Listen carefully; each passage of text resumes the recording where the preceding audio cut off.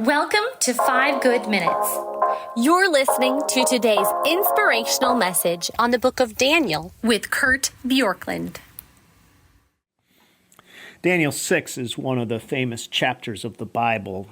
We know this as Daniel in the lion's den, which is obviously one of the iconic stories in all of Scripture.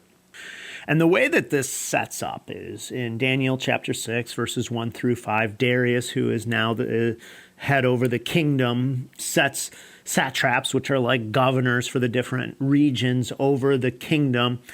And Daniel, who is one of them, is part of this, but there's jealousy that arises from some of the other people who are vying for positions at this point. Verse 3 says, "Then Daniel became distinguished above all the other high officials and satraps because an excellent spirit was in him, and the king planned to set him over the whole kingdom.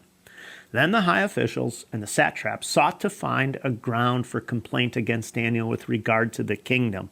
But they could find no ground for complaint or any fault because he was faithful, and no error or fault was found in him. And these men said, 'We shall not find any ground or complaint against this man, this Daniel, unless we find it in connection with the law of his God.'" Now this is striking because the jealous plot comes because they basically say, we don't want him to exceed. And I love this statement that they can find nothing against him other than what has been already, unless it's against his God, meaning he is such a person of excellent service in the public arena, that he has this excellent spirit, we're told, that he's faithful, and that there's nothing that they can find. Can you imagine somebody looking into your life, trying to find something, anything to discredit you, to people around you? To say, can we find some little discrepancy in the record? Can we find some inconsistency in how they spend their time? Can we find something here? And they conclude, the only place we're going to get this person is if it has to do with this person's faithfulness to God. Well, that is the story here of Daniel. And jealousy certainly happens regardless of your faith. Just simply advancing will produce some people who are jealous and will gun for your position to knock you down so that they have access to the position. And by the way, that's real in corporate America, it's real in classrooms, it's real socially, it's real in churches, it's real in any place where there's people. There is this dynamic.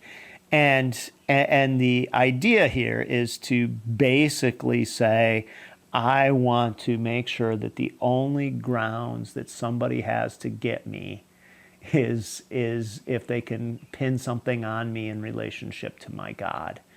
That would be a great goal, to say, I don't want to live my life with fear of anything. In this era of social media and phones and everything like that, one of the things I say to my kids is understand that there's nothing that's truly private. Like you may think that you have something that's not out there, but you should, anything you type into a search engine, anything you type to send to somebody, you should assume that someday somebody's going to see it. And if you live with that in mind, then there's a sense in which you can have not a guarantee that people won't still try to come after you, but a sense in which you can say, you know what, my life is not, I'm not trying to hide anything. D.L. Moody was an evangelist in Chicago back in the 1800s, and there was a young woman who started going to the church that he had founded, which later became, I believe, the Moody Church, if I have that correct. And there was a wealthy businessman whose daughter it was who had become attracted to the church and started going. And so he hired a private investigator to follow Moody around and dig into his life to try to discredit him. Can you imagine, again, somebody doing that? That is what is happening here in Daniel chapter 6.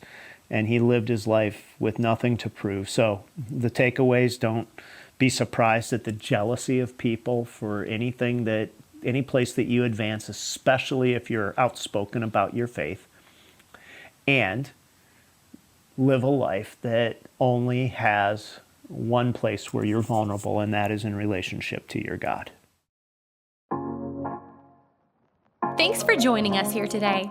There's a lot of great content to explore on Orchard Hill Plus and on the Orchard Hill main feed from the weekend. Have a great day.